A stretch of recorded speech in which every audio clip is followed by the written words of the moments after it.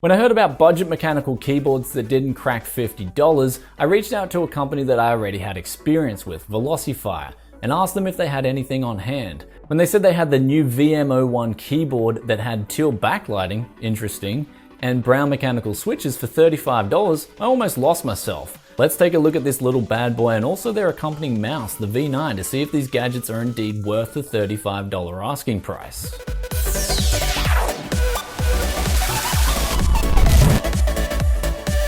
Welcome to Tech City, this is Brian coming to you guys today with a budget entry-level keyboard and mouse review.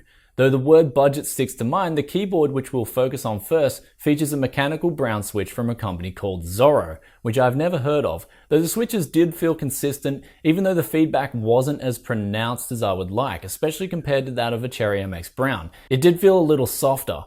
However, it was very comfortable to type on, especially for long sessions. And with that, let's have a quick listen to what this keyboard sounds like.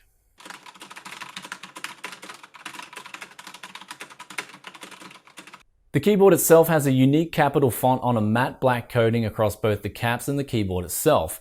The logo is featured above the arrow keys and features that fireball that's kind of indicative of another tech channel. And with this particular model, you'll have 6 different styles of backlighting: lit, breathing, scaling down with or without holding, and scaling up with or without holding. You can disable the Windows key from the keyboard itself by pressing the function Windows key. Looking at the weight of the keyboard, it feels solid since they have used a metal backplating with the VM01, weighing in at almost 1.2 kilograms. The cable is 1.6 meters long and there are no clips to adjust the height, which if it was only one thing to critique about this keyboard, it would be just that. I'd like to see the clips there so you could adjust the height of this keyboard. There is no wrist rest or keycap puller included and the boxing was minimalist, though at this price I really can't expect any of the aforementioned to be included. So for $35, it's a solid little option that I can recommend to anyone who is on a budget but still wants something consistent to type and game on.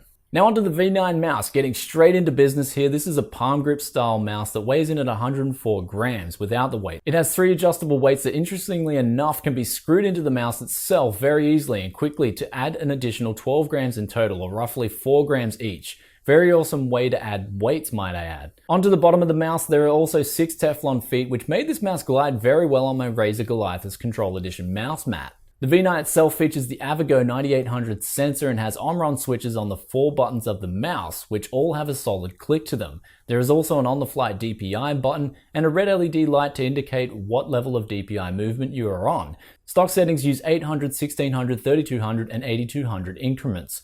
Though you can download the software and make your own adjustments to the 4 levels if you like. You can also change the polling rate from 125 Hz all the way up to 1000 Hz. In the software, the main LED light can also be changed to an array of different colors, so to pick and choose which you like to match your setup. The surface of the mouse is matte dark gray and the mouse has a cable that extends to 1.8 meters long, which is also braided.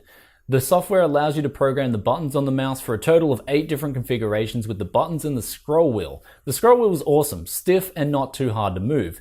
You can reliably use the press as a button without having to worry about scrolling up or down whilst pressing. The software allows you to program the macros as well. But what about the input lag? Testing this against my Razer Taipan I, found them to be virtually identical in terms of input lag, which is great for Velocifire since this mouse also has 128 kilobytes of onboard memory too.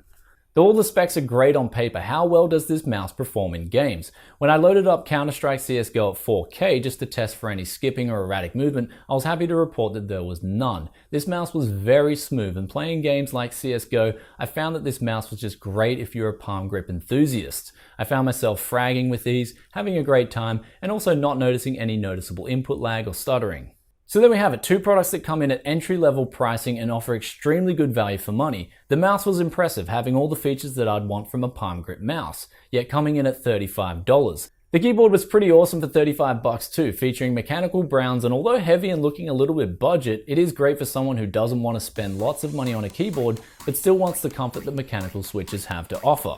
Anyway guys, I hope you enjoyed this review today. If you did, hit that like button. If you have any questions about the mouse or keyboard featured here today, then be sure to drop a comment in the comment section below, and I'll get back to you as soon as I can. Also, let me know in the comment section below, what kind of mouse grip do you use at the moment? Would love to hear your comments as always, and I'll catch you in the next tech video very soon. Peace out for now. Bye.